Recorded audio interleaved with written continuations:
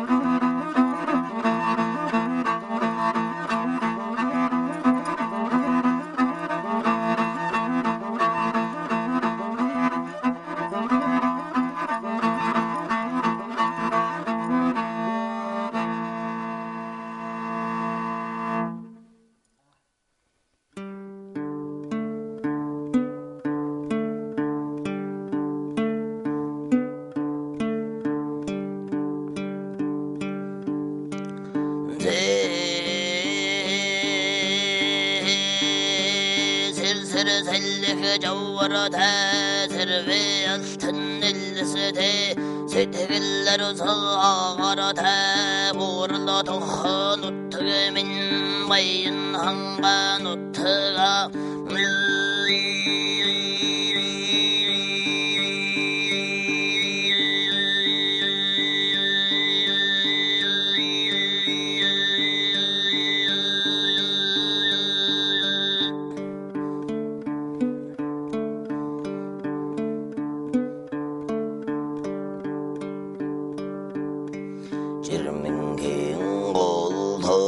jirgicin atın şovudu da cilcilde dursul da çandın sağan ilsi de allığı toğun uttığı min gavlecin uttığa